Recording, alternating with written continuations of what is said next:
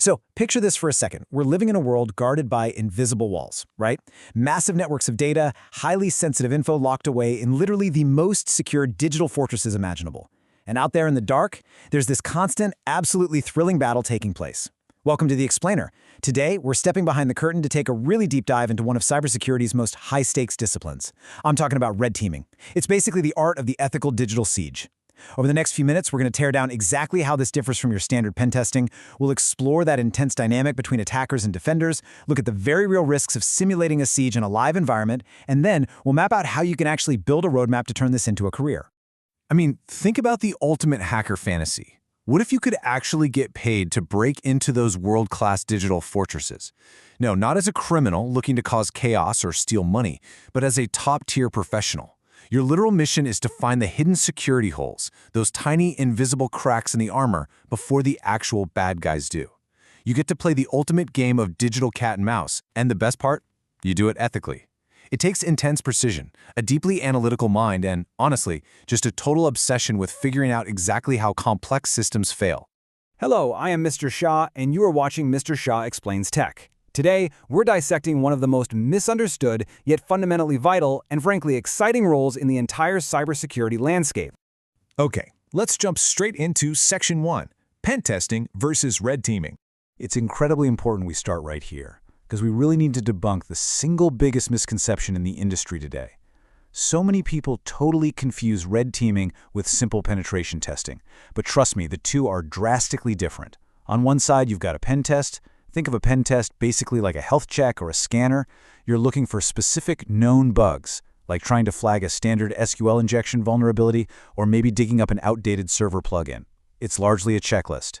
But on the other side, you have red teaming. This is not a scanner. This is the master thief. It's a full-scale, goal-oriented attack simulation. We aren't just looking to see if one single vulnerability exists. We are looking to compromise the entire kingdom. The goal here is to actively simulate an advanced, persistent threat. You want to steal specific simulated data, establish deep, persistent access, maybe dropping custom backdoors or beaconing malware, and crucially, you want to test the real-time response of the security team without them ever knowing it's just a drill. Which brings us to Section 2, red versus blue dynamics. Okay, let's really dive into this, because this is where the real magic happens. It's this fascinating ecosystem of sparring partners constantly battling within a network. In this corner, we have the red team, the attackers. Their core mandate is all about offensive maneuvers. Their job? Stay incredibly quiet, be absolutely relentless, and above all, think completely outside the box. They aren't just firing off automated software. It's all about creative problem solving. This could mean chaining a bunch of low-level vulnerabilities together, running highly targeted social engineering campaigns on employees, or even, get this, attempting physical bypasses, like cloning badges to plug a rogue device directly into a server room.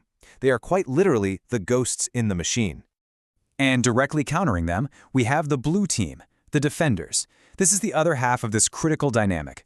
While the red team is sneaking around, the blue team is actively analyzing massive, and I mean massive, streams of data.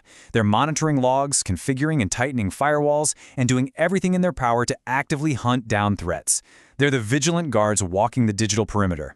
Their entire existence is dedicated to keeping the kingdom safe from exactly the kind of chaotic, outside-the-box thinking the red team is throwing at them. So understanding these two sides really illustrates the whole point of the exercise. If the blue team detects the early signs of an intrusion, like maybe they catch a strange process execution or some weird outbound data spike, and they shut it down, the defense held, the blue team wins. But if the red team reaches their goal totally undetected, well, it means the organization has to fundamentally rethink their defense strategy. Their current tools completely failed the ultimate test. But you know, the true goal here isn't actually about one side just winning or losing. It's about using this intense sparring match to build a drastically stronger overall defense. A red team victory is basically just a detailed roadmap for the blue team to improve their detection capabilities for next time. Moving on to Section 3, risks and reality checks. Now, up until now, this probably sounds like a super exciting, consequence-free game. But we need to shift gears for a second to talk about the real-world gravity and the incredibly high stakes involved here. You might be wondering, is red teaming always a good idea?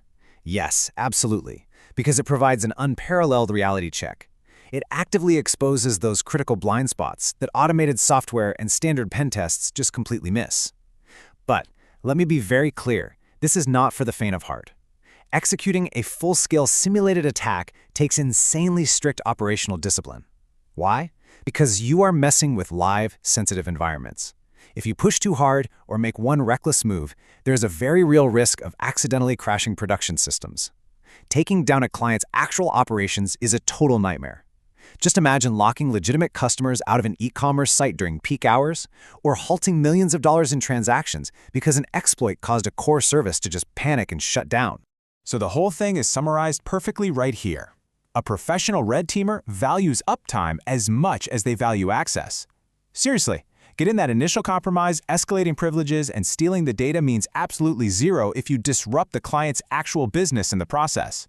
Despite the aggressive nature of the job, protecting the client's operations and maintaining total network stability is literally paramount. That strict discipline, that deep respect for just how fragile live systems can be, that is exactly what separates a reckless script kiddie from a highly paid professional red teamer.